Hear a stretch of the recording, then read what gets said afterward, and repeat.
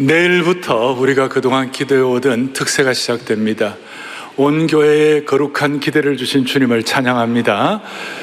제가 기도하는 것 중에 하나는 이번 특세를 통하여 모든 성도들이 일평생 소중하게 생각하는 기도의 제목이 꼭 응답받을 수 있도록 은혜를 주옵소서. 간절한 응답에 대한 기대가 있는 것입니다. 그리고 주제가 이번에 너희가 살아나리라 이런 주제인데, 그 주제를 제가 정하면서 제 마음의 소원은 가정도 개인도 공동체도 살아나야 하지만 무엇보다도 하나님, 우리의 기도가 살아나게 하여 주십시오.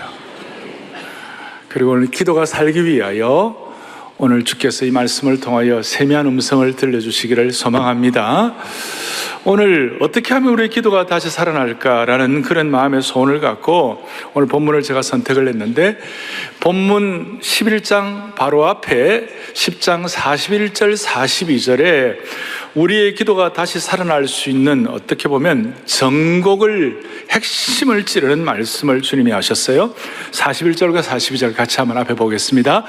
마르다야 마르다야 내가 많은 일고 염려하고 근심하나. 42절 몇 가지만 하든지 혹은 한 가지만으로도 족하니라. 마리아는 이 좋은 편을 택하였으니 빼앗기지 아니하리라. 아멘.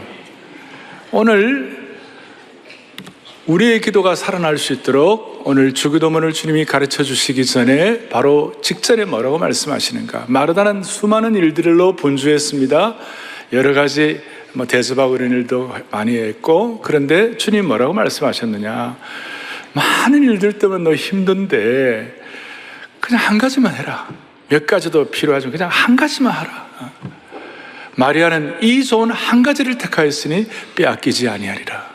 오늘 우리 성도들이 중요한 한 가지를 할 수 있기를 바라는 것이에요. 중요한 한 가지. 그러니까 이 좋은 것 딱 한 가지를 제대로 선택하면 다시 살아날 수가 있는 것이에요. 결코 무너지지 않을 수가 있는 것이에요. 그러면서 바로 이어서 11장 1절에 예수님께서 한 가지를 선택하셨는데, 예수께서 한 곳에서 뭐 하시고요? 기도하시고.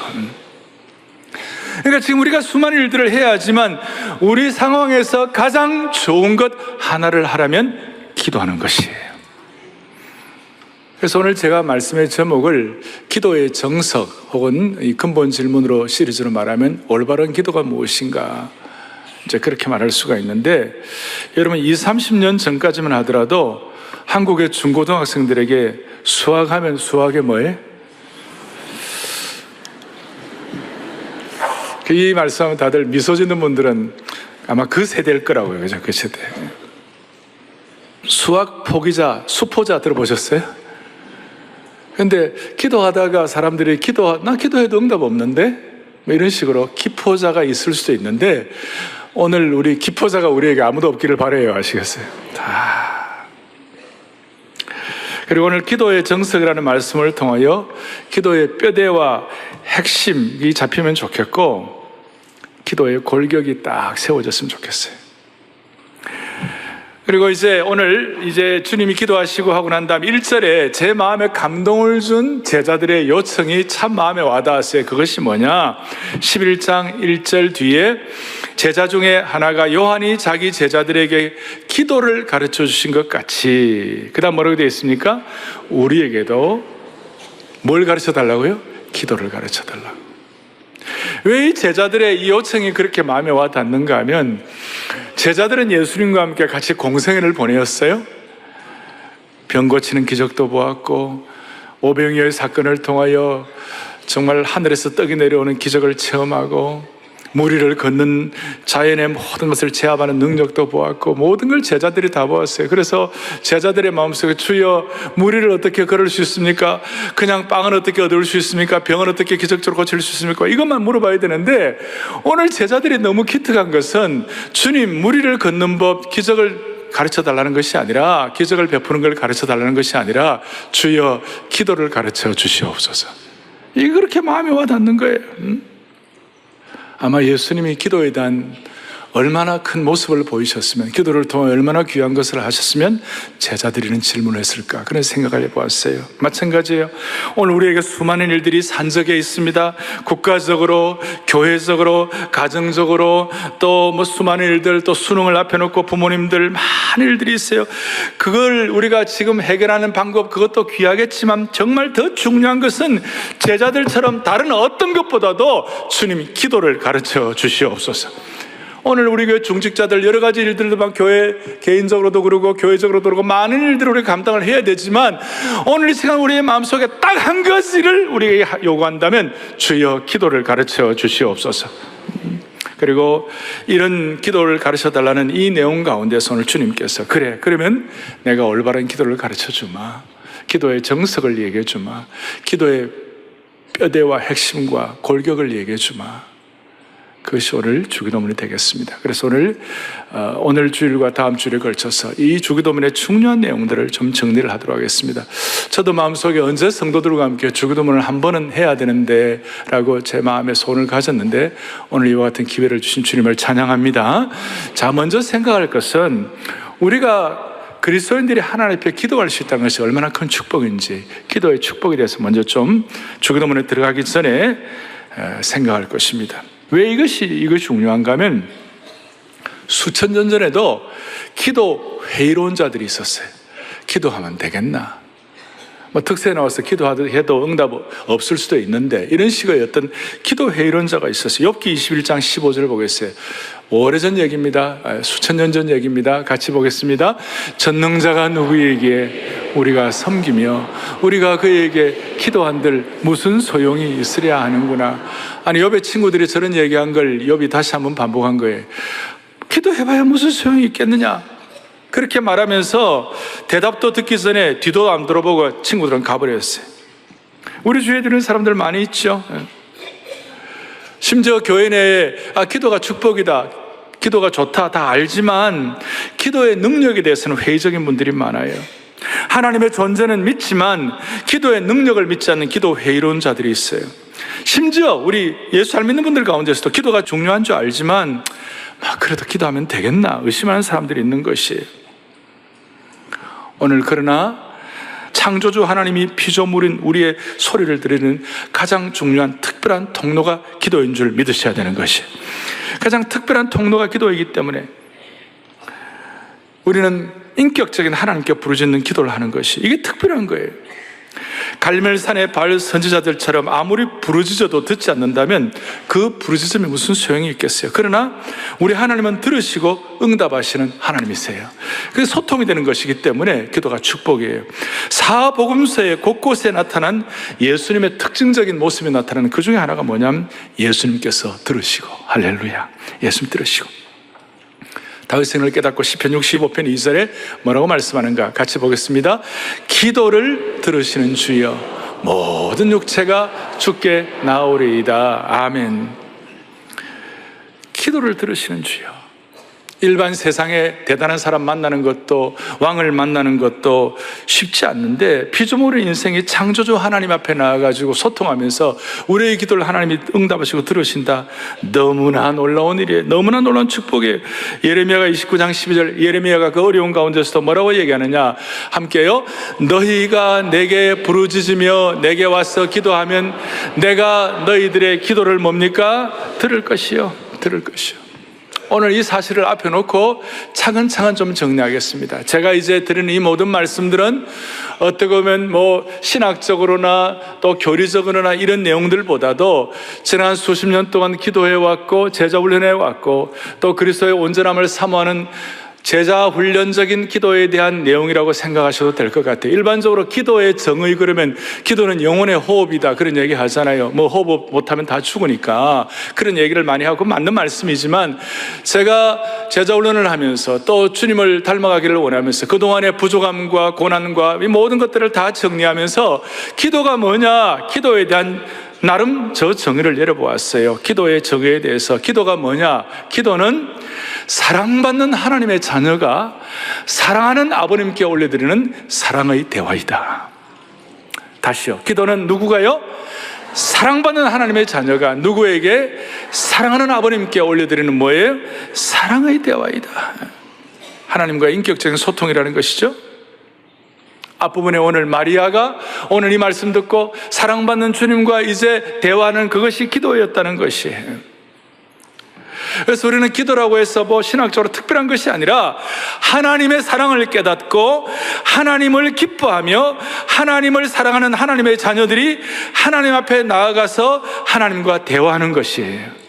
그러므로 기도의 내용은, 대화의 내용은 한계가 없는 무한대가 되는 것이고 형식적으로는 자유로운 것이고, 그래서 어떤 사람들은 너무 절박한 사람들은 절박하게 부르짖는 기도를 할 수 있고, 또 어떤 사람들은 주님 앞에 조근조근 얘기할 수도 있는 것이에요. 여한 기도는, 다시 한번, 기도는 사랑받는 하나님의 자녀가 사랑하는 아버님께 올려드리는 사랑의 뭐예요? 대화라고요. 제가 29년 전쯤 교회를 개척하고 얼마 안 돼가지고 교회가 급격히 자라서 교회를 건축하게 됐어요. 다음 세대를 위하여. 또 미국에 있는, 미국 교회는 김치도 못 먹으니까 또 김치도 마음대로 먹을 수 있는 그런 교제를 할 수 있는 곳을 위하여, 또 주님께 마음껏 예배할 수 있는 공간이 될 수 있도록 그런 식으로 이제 교회를 건축하게 됐는데, 막바지에 이르러가지고 교회 건축하는데 막바지에 이렇게 물질적으로 굉장히 어려움을 당하게 됐어요. 담당자들은 그 평신도 지도자들 일주일에 한두 번이나 오지만 저는 매일 사무실에 있으니까 그 업체 사람들이 와서 매일 돈을 달라고 그러는 거예요. 그러니까 저 입장에서는 참 괴로웠어요.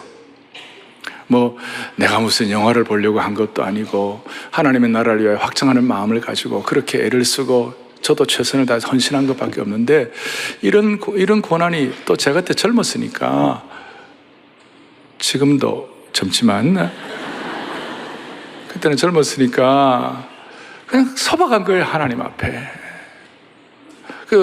어떻게 보면 부르짖는 기도라 할까, 아니면 하나님 앞에 그냥 이거는 뭐 한계도 없고 그 다음 또 뭐라고 그럴까요, 뭐 형식은 자유롭고, 이런 마음으로 어느 날 새벽에 기도하다가 나도 모르게, 하나님 물질적으로는 너무 힘들고 어려운데, 하나님 이거 얼마나 어렵습니까? 저 힘들어요. 하나님도 돈 좀 없어 보세요.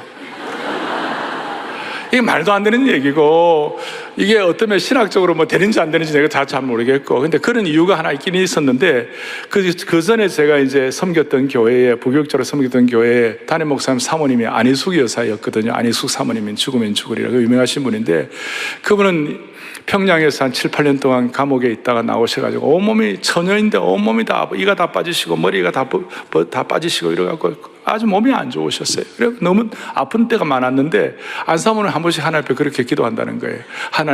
하나님도 아파 보세요 이런다는 거예요. 제가 그걸 기억이 나가지고 하나님도 돈 좀 없어 보라고 막 그렇게 기도를 한 거예요. 근데 어느 날 그 기도를 하고 그 다음 새벽에 기도를 하고 이제 문을 딱 뜨니까 제 머리맡에, 무릎 꿇고 기도하는데 머리맡에 뭐가 있냐면 봉투가 하나 있어요. 봉투를 딱 열어보니까 그 당시 현금 수표로 5만 불이 들었었어요. 어떻게 된 일이냐고 이제 수소문을 했는데 한 달 걸렸어요. 제가 걸렸는데 어떻게 된 거냐면, 뉴욕에서 LA 어떤 분이 이사를 오셨는데 혹시 새벽에 기도할 데가 없나라고 찾아다녔는데, 마침 제가 섬겼던 교회가 있었어요. 그래서 나가서 이제 새벽 기도를 하는데, 기도를 마치고 이제 기도를 하는데 어떤 젊은 목회자가 앞에서 강단 뒤에서 무릎을 꿇고 기도하는데, 하나님도 돈 좀 없어 보세요. 그러니까 그 얘기를 자기가 듣는 순간 머리가 쭈삣하라 하더라는 거예요. 가슴을 막 치더라는 거예요. 그러면서 어이 너 돈 있잖아. 그러면서 그분이 마음에 그 생각이 돼가지고 이제 자기가 받은 유산이 좀 있었어요. 유산을 갖다가 하여튼 20만 불인가 이래 받았는데, 15만 원인가 20만 원 받았는데 그 중에 3분의 1, 4분의 1 사이를 제가 내놓았다는 거예요. 그리고 자기가 그냥 그 얘기를 듣는 순간 좀 더 세게 기도할 걸. 뭐 우리가 일반적으로, 저는 제가 이제 경험한 걸 말씀을 드리니까 부족하죠. 젊은 목사가 뭐 다 알겠어요. 그저 주님의 나라와 주님의 교회가 좀 더 주님 앞에서 잘 감당하면 좋겠다 이런 마음 가지고 그렇게 애를 썼는데, 뭐 무제한적으로 또 어떻게 보면 참 참 죄송한 그런 참 주님 앞에 기도를 하고, 그래도 주님이 필요하면 응답해 주신 줄로 믿으셔야 되는 것이.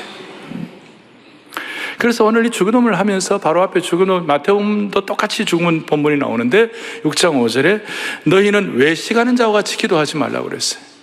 외식하는 자가 뭐예요? 밖에서 밥 먹는 거예요? 외식하는 자의 뜻은 뭐예요? 기도의 진정성을 말씀하신 거예요. 기도는 오염된 것이 없이 진실해야 한다는 거예요. 대화가 한결같아야 된다는 거예요. 진실이 뭡니까? 진실이 뭐예요? 티가 없는 간절함이에요. 주님 앞에 사랑의 대화로 내 속에 있는 진실을 말씀드려야 하고, 내 속에 있는 간절함을 가지고 그 마음을 담은 기도를 해야 한다는 거예요. 그저 뭐 되는 대로가 아니라 마음을 담아가지고, 간절함을 가지고 사람에게 보이려고가 아니라 주님 앞에 오늘 사랑의 대화로 사랑하는 아버님께 올려드리는 기도가 외식하지 않는 기도, 마음을 담은 기도, 간절한 기도인 줄 믿습니다. 기도가 하나님 우리에게 주신 축복이고, 그리고 축복된 정석의 기도의 핵심이 뭐냐? 주기도문이에요. 그리고 오늘 이 주기도문은 가장 깊고 심오하고 신앙적인 기도이고, 대신 아주 간결한 거예요. 종교 개혁자 말틴 루터는 참 그리스도인은 영원한 주기도문을 드린다고 했어요. 무슨 말이냐면 신앙인은 쉴 새 없이 이 주기도문을 평생 드린다는 것이. 요한 켈빈 선생님은 주기도문의 핵심 6가지가 있다는 것이. 6가지. 우리가 하나님께 올려드리는 3가지, 또 하나님 앞에서 우리가 일상에서 필요한 3가지, 6가지. 마치 10계명에 하나님과의 관계된 계명이 4가지, 우리 인생들과 관계된 것, 우리에게 필요한 거 6가지 있는 것처럼 이 3가지가 있는 것이에요. 그런데 이 6가지 내용은 우리가 하나님께 구할 수 있는 모든 것이 총망라되어 있다. 그래서 오늘은 이 전반부 3가지만 말씀을 드리겠어요. 첫 번째, 주님 앞에 우리가 주기도문 기도할 때 먼저 우리가 꼭 유념해야 할 것은 뭐냐면, 하늘에 계신 우리 아버지요. 마태복음 6장에 나오죠. 하늘에 계신 우리 아버지요. 기도할 때 하늘에 계신 우리 아버지요. 그러니까 저와 여러분들은 하늘에 계신 우리 아버지께 기도하시는 줄로 믿으셔야 되는 것이, 기도의 대상이 분명하다는 것이 기도의 대상. 그리고 이 하늘에 계신 우리 아버지는 주기도문 마태복음 6장에 보면 너희에게 있어야 할 것을 하나님 너희 아버지께서 미리 뭐 하느니라? 아시느니라. 온 우주를 창조하신 하나님은 하나님께서 우리에게 있어야 할 것을 미리 아시는 하나님이신 줄로 확신합니다. 이거예요. 이거는 재판하시는 하나님, 경찰 같은 하나님, 이런 우리를 무슨 꾸중하시고 공포를 주시는, 당시 고대 근동 사회는 곳곳마다 신이 많았잖아요. 호수의 신, 계곡의 신, 언덕의 신, 바다의 신, 전쟁의 신, 날씨를 관할하는 신, 농사를 관할하는 신, 비를 오게 하는 신들, 그모스처럼 모압의 공포의 신, 다 많았지만 우리가 믿는 하나님은 하나님, 하늘에 계신 우리 아버지요. 아버지라고 불렀어요. 그러니까 우리의 믿음의 기도의 대상이 하늘의 아버지인 것을 감사하기를 원하는 것이에요. 그리고 특별히 중요한 것은 하늘에 계신 하나님이 아니라 하늘에 계신 하나님 아버지라는 것이에요. 이게 이제 얼마나 중요한가 하면, 하늘에 계신 하나님이 아니라 하늘에 계신 하나님 아버지라는 것이 얼마나 중요한가 하면, 주님께서 Our Father, 하늘에 계신 아버지라고 말한 요 내용들은 주로 예수님이 쓰셨던 당시 용어는 아람어예요. 아람어라는 것은 거의 히브리어인데 생활용어로 사용하는 것이 아람어예요. 히브리어는 이 글자를 쓰는 것이고 글로 나타난 것이고, 소위 글로서 표현된 글말이라고 말한다면, 이 아람어는 하늘에 계신 우리 아버지는 말로서 표현하는 입말이라고 말할 수 있어요. 그러니까 글말은 지성과 기록된 글로 끝날 수도 있지만, 이 입말, 말로서 말하는 것은 내 삶 속에 그대로 응축되어 있고 나와 연결되어 있고 지금 내 삶에서 그대로 움직이는 것이 소위 구어체고 내가 지금 생활용어로 쓰는 것이라고 말할 수 있어요. 이해가 되세요? 네. 그러니까 하늘에 계신 우리 아버지라고 그랬을 때 하늘에 계신 하나님, 글말로 적혀 있는 것이 아니라 하늘에 계신 아버지로 그렇게 아버지와의 어떤 살아있는 자연스러운 관계 속에서 기도의 대상으로 말씀하는 것이에요. 예를 들어 아이들이 글로 먼저 아버지를 씁니까? 아니면 입으로 먼저 아버지라고 부르는 거예요? 입으로 먼저 아버지라고 부르요. 엄격하게 말해서, 그러니까 이 하늘에 계신 아버지라는 이 말은 좀 더 깊이 들어가면 하늘에 계시는 아빠, 아버지를 말씀하는 것이에요. 신약시대 때 우리가 예수님의 이름을 힘입어 하늘에 계신 우리 아버지라고 말하는 그것은 너무나 영광스러운데, 여러분이나 제가 삶의 어떤 경우에서도 하나님을 하늘에 계신 하나님으로 글로 끝나는 것이 아니라, 어떤 적힌 것, 기록된 것으로 끝나는 것이 아니라, written word로 끝나는 것이 아니라, 지금 나에게, 지금 말씀하신 saying word로, 지금 나에게 하시는 말씀으로 하늘에 계시는 아빠, 아버지가 우리의 기도의 대상인 줄 믿으셔야 되는 것이에요. 그러니까 아빠, 아버지라는 말은 신약에 딱 3번 나와요. 3번 나오는데, 첫 번째, 너무 힘들고 어려울 때, 마가복음 14장, 예수님께서 겟세마네 동산에서 마가복음 14장 36절에 하시는 말씀을 보겠습니다. 이르시되 아빠, 아버지여, 아버지께는 모든 것이 가능하오니 이 산을 내게서 옮기시옵소서. 그러나 나의 원대로 마옵시고 아버지의 원대로 마옵소서. 그 어려운 가운데 겟세마네 동산의 주님의 처절한 기도인데, 그 처절한 기도를 할 때의 호칭이 뭐냐? 아빠, 아버지여. 그리고 동시에 로마서 8장과 갈라디아서 4장에서 다시 한번 아빠, 아버지가 딱 3번 나옵니다. 자, 로마서 8장 같이 보겠습니다. 너희는 다시 무서워하는 종의 영을 받지 아니하고 양자의 영을 받았으므로 우리가 뭐예요? 아빠, 아버지라 부르시느니라. 할렐루야, 할렐루야. 그리고 갈라디아서 4장에도 보니까 동일하게 나옵니다. 너희가 아들임으로 하나님이 그 아들의 영을 우리 마음 가운데 보내사. 아들의 영은 성령이에요. 성령이 오시면 우리를 뭐하게 하신다? 아빠, 아버지라 부르게 하셨느니라. 그러니까 성령이 오시면 은사가 나타나고 기적이 나타나고 뭐 방언을 하고 뭐 이런 것도 있을 수 있지만, 정말 중요한 것은 성령이 오시면 우리로 하여금 아빠, 아버지라고 부르는 것이에요. 그러니까 우리가 기도를 할 때 사랑하는 아버님께 우리가 사랑의 대화를 하는데, 마음을 다하여 하나님을 아빠, 아버지라고 부르면서 우리의 기도의 대상 앞에서 이렇게 하는 그것 자체가 큰 축복이라는 거예요. 주님이 이렇게 하나님을 아빠, 아버지라고 부를 수 있었던 이유는, 예수님께서 세례 받으실 때에 하늘 문이 열리고 이는 내 사랑하는 아들이요 내 기뻐하는 자라. 예수님의 정체성이에요. 자, 오늘 이 반포대로 121번지 하늘문을 여시고 너는 내 사랑하는 아들이다, 내 사랑하는 자녀다. 얼마나 영광스러운 거예요. 그래서 예수 믿는 거는 기가 막힌 일이에요. 그리고 그 일들을 통해 우리가 하나님 앞에 기도로 나가는 가장 큰 축복인데, 그것이 뭐냐면 아빠, 아버지라고 부르시느니라. 할렐루야. 이럴 때 그 아빠께서 속삭이시는 사랑의 음성도 듣게 되는 것이에요. 이걸 깨닫는 순간 우리는 아버지와 사랑의 대화를 할 수 있고, 이걸 깨닫는 순간 우리는 사랑받는 자녀로서 고귀한 존재가 된다는 것이에요. 이럴 때 우리는 무명의 대상이나 엉터리 대상에게 간구하지 아니하고 사람에게 손비비지 않는 거예요. 모르는 대상에게 우리가 지성을 드리는 것이 아니에요. 액을 복굴하지 않아요.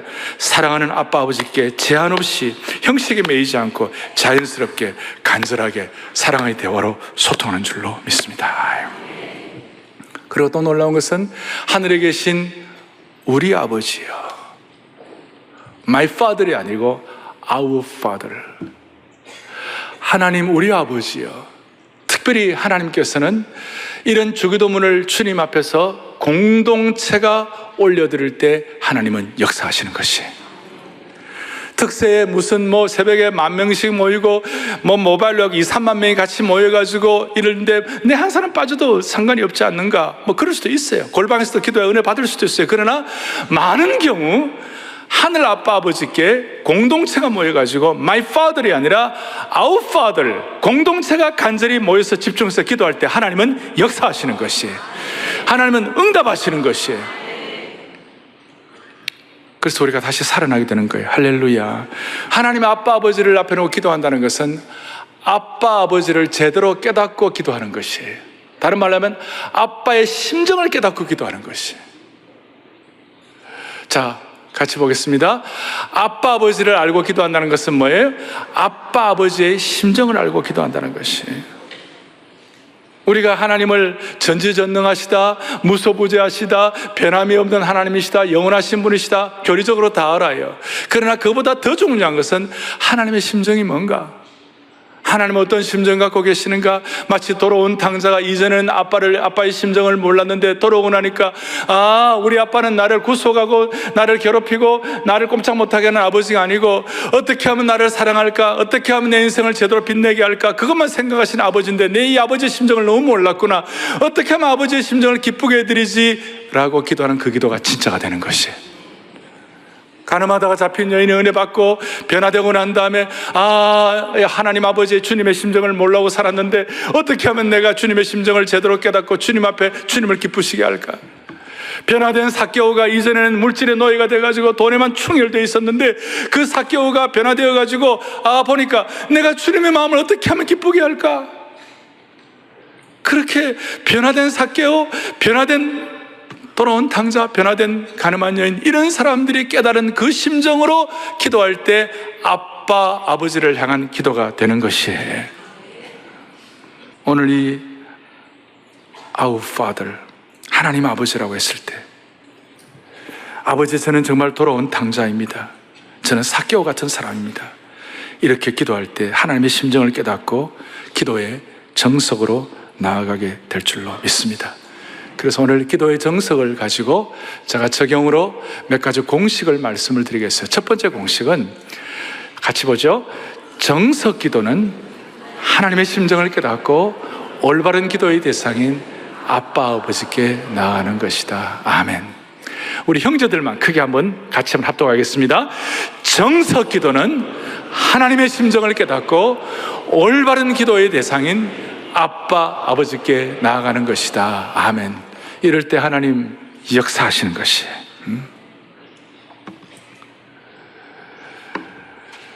그러면 자연스럽게 우리는 하나님의 심정을 깨닫게 되니까 올바른 기도의 우선순위를 붙잡을 수가 있습니다. 기도의 우선순위가 왜 중요한가? 올바른 기도의 우선순위는 우리의 삶의 우선순위를 결정하는 것이에요. 여러분이 제일 먼저 제일 중요하게 생각하는 기도하는 걸 말씀해 주시면 제가 여러분들의 삶의 우선순위를 알 수가 있다니까요. 그러니까 하나님의 심정을 깨닫는 사람들은 자연스럽게 주님이 말씀하시는 기도의 우선순위 세 가지를 우리의 제일 중요한 삶의 선두에다가 놓을 수가 있어요. 세 가지가 뭔가? 오늘 누가복음 11장 그리고 마태복음 6장에 보면 기도의 주기도문의 우선순위 세 가지. 첫 번째, 아버지의 이름, 주님의 이름이 거룩형을 받게 하여 주십시오. 두 번째로는 나라가 임하게 하여 주십시오. 세 번째로는 뜻이 하늘에서 이룬 것 땅에서 이루게 하여 주옵소서. 이 세 가지가 기도의 우선순위예요. 자, 먼저 뭐라고 해요? 아버지 이름을 거룩히 받는다. 히브리 사람들에게서 이름은 너무나 중요한 거. 이름이 더럽힘 받으면 자기의 인격 더럽힘 받는 것이고, 이름이 영광 받으면 자기의 삶이 영광 받는 거라고 생각했어요. 그러니까 이름과 인격을 동일시했어요. 우리가 기도할 때 아빠 아버지의 심정을 깨달으면 하나님의 이름에 대해서, 하나님의 영광에 대해서 우리의 관심이 지대해지는 거예요. 또 두 번째로는 나라가 임한다. 하나님의 나라, 하나님 주권이 세워진다. 그렇게 됐을 때 하나님을 대적하고 반대하는 모든 것들은 다 사라지는 것인 줄로 믿습니다. 이거예요. 세 번째, 뜻이 하늘에서 이룬 것 땅에서 이루어진다. 하나님의 뜻이 성취되는 것이. 우리가 하나님의 뜻이 이 땅에 성취될 수 있도록 쓰임받는 것, 하나님의 도구가 되는 것은 천사도 흠모하는 것이에요. 저는 가끔 결혼식 주례를 하면 주례 마지막 순간에 이 주기도문 송을 불러요. 하늘에 계신 우리 아버지, 이름이 거룩히 받으시오며 나라가 임하시면 뜻이 하늘에서 땅에서 이루어진다. 그 찬양을 하는데 신랑 신부가 두 손 잡고 무릎을 꿇고 이렇게 있을 때 모두가 다 기도하는 마음으로 축복해 주는 것이, 삶의 우선순위가 정리되는 것이, 이 세 가지 기도의 우선순위가 정리가 되면 그 마음에 자연스럽게 나타나는 기도의 제목이 있어요. 그것이 뭐냐면, 주님, 내가 무엇이고 한데? 내가 무엇이고 한데? 성경에서 하나님의 이름에 대해서 제일 예민한 사람 중에 하나가 다윗이었어요. 다윗은 골리앗이 하나님의 이름을 능멸할 때 말로도 할 수 없는 거룩한 분노를 느꼈어요. 그러니까 하나님에 대해 예민한 이 다윗은 자연스럽게 하나님에 대해 예민하니까 하나님의 심정을 깨닫게 되고, 거기서 나타나는 현상이 뭐냐면, 다윗은 늘 자주자주 했던 것이 뭐냐면, 하나님, 내가 누군데? 나는 베들레헴에서 양꽁문이나 따라다니는 아무것도 아닌 목동이었는데, 하나님, 내가 무엇이간데 왕궁에 두십니까? 하나님, 나는 죄도 짓고 내가 부족. 여러분, 다윗이 완벽했습니까? 다윗은 부족함이 많았어요. 그런데도 불구하고 다윗이 하는 수많은 기도를 하나님이 응답해 주신 것이에요. 그 이유가 뭔지 아세요? 다윗은 하나님의 심정을 깨달은 사람이었어요. 하나님의 아빠, 아버지의 심정을 깨달은 사람이었어요. 동시에 하나님의 심정을 깨닫고 기도의 우선순위에 대해서, 하나님의 이름에 대해서, 하나님의 뜻의 거룩에 대해서 관심이 있었기 때문에 하나님은 다윗을 사랑하시고 다윗에게 하나님의 심정을 깨닫게 해주시고, 하나님의 심정을 깨달은 다윗은 날마다 고백하기를, 하나님, 내가 무엇이간데? 주님, 내가 누구이기에 내 같은 것을 왕궁에 들이시고, 오늘 저와 여러분의 마음속에 하나님 은혜를 주셔가지고 기도의 초도에 담아 자주자주 하나님의 이름, 하나님의 거룩, 하나님의 나라, 우리가 기도할 때마다, 주여, 내가 무엇이간데? 내가 누구이기에? 여러분, 이런 기도를 하나님이 기도의 정석으로 응답하신 줄 믿으셔야 되는 것이에요. 그래서 두 번째, 보면 같이 보겠습니다. 두 번째 공식 같이 보겠습니다. 정석 기도는 아빠, 아버지에게 내가 무엇이간데 하는 마음의 자세로 나아가는 것이다. 그런데 이 반대가 있어요. 내가 무엇이간데가 아니라 내가 누구인 줄 알고, 내가 누군 줄 알고. 대표적으로 바리새인들이었어요. 바리새인들은 신앙 좋다는 사람들이었어요. 나름 신앙의 한 경지를 이루었다고 자부하는 사람들이었어요. 자신의 신앙의 기도의 손을 단단히 쥐고 예수님께로 나아가지 않는 신앙적인 거만함이 하늘을 찌르던 바리새인들이었어요. 자기 허상에 사로잡혀갖고 내가 누군 줄 알고, 내가 지금까지 얼마나 수고했는데, 내가 얼마나 애를 많이 썼는데, 내가 얼마나 고생을 했는데, 그 자기 허상에 사로잡혀 예수님을 외면하였어요. 이들은 하나님 기도를 했지만 하나님 받으시지 않으셨어요. 왜? 하나님의 심정을 모르는, 아빠, 아버지의 심정을 모르는 기도는 하나님이 받지 않으시는 것이에요. 그래서 우리는 이 시간, 주님, 내가 뭐라고 주님 나를 사랑해 주십니까? 주기도문을 하면 할수록, 기도를 하면 할수록, 주여, 내가 무엇이간데, 내가 무엇이기에? 오늘 이런 마음의 소원을 저와 여러분에게 주시기를 바라는 것이에요. 기도의 공식 두 번째였어요. 정석 기도는 아빠, 아버지에게 내가 무엇이간데 하는 마음의 자세로 나아가는 것이다. 이렇게 기도를 하게 될 때 하나님의 이름, 하나님의 심정을 깨닫고 하나님의 이름을 높여드리기를 마음의 소원을 가지고, 내가 누구이길래, 내가 무엇이길래 하는 기도를 하게 되면 자연스럽게 따라오는 기도가 뭐냐? 뜻이 하늘에서 이루어진 것 같이 땅에서도 이루어지게 하여 주시옵소서. 소위 선교적 기도가 따라오는 것이에요. 선교적 기도가 따라오는 것이. 대표적으로 바울은 바리새인이었을 때는 대단했어요. 내가 누군 줄 알고, 그러면서 그냥 스데반도 죽이고 그런 사람이었어요. 그런데 바울이 이 은혜를 깨닫고 하나님의 심정을 깨닫고 난 다음에 로마서 1장 14절을 다 같이 보죠. 헬라인이나 야만인이나 지혜 있는 자나 어리석은 자에게 다 내가, 아멘. 그러니까 내가 누구이길래, 내가 무엇이간데 하는 것이 바울에게는 다 내가 빚진 자로 표현되는 것이에요. 따라서 주기도문의 우선순위가 해결된 사람은 자연스럽게 선교적 기도를 하게 됩니다. 이게 왜 중요한가? 많은 사람들이 기도합니다. 그리고 나름 기도 응답 받습니다. 그렇지만 또 응답 받아야 됩니다. 목마른 기도 응답들이 많아요. 근데는 좀 힘들지만 이는 주기도문의 정석, 기도의 정석을 제대로 깨달아가지고 자연스럽게 하나님 나라 전체를 위하여, 복음의 영광을 위하여, 우리가 쉽게 말하면 이번 다가오는 새생명 축제 때 영혼 한 사람 한 사람 통하여 하나님의 새 백성 되는 걸 위하여 간절히 기도할 때 하나님이 근본적인 우리의 기도의 문제를 해결해 주시는 것이에요. 기도 응답이 목마르지 않도록 하나님이 베풀 만한 자비를 베풀어 주시는 것이에요. 그래서 하나님의 나라가 임한다는 것이 어떤 것인가? 세 번째 공식을 기도를 통하여 이루어지는 거예요. 함께요. 정석 기도는 하나님의 나라가 이 땅에 이루어지기를 구하는 무슨 기도라고요? 선교적 기도이다. 그래서 이런 기도를 통하여 선교 사역이 완성이 되는 것입니다. 모든 족속과 만민 중에서 구원받은 하나님의 새 백성들이 함께 모이는 응답을 받게 되는 겁니다. 자동적으로 뜻이 하늘에서 이루어진 것 같이 땅에서도 이루어질 줄로 믿습니다. 그리고 이런 기도는 천사들도 흠모하는 것이죠. 이런 기도를 다 이럴 때에 이런 기도를 통하여 선교적 기도를 통하여 당시에 이런 하나님의 심정을 깨닫는 정석 기도를 통하여 국지적인 유대교가 지구촌의 기독교로 대전환이 되게 된 것이에요. 이런 기도를 통하여 저와 여러분의 인생이 새로운 기도의 차원으로 올라가게 되는 것입니다. 이런 기도의 바탕이 없이는 세계 선교가 이루어질 수가 없는 것입니다.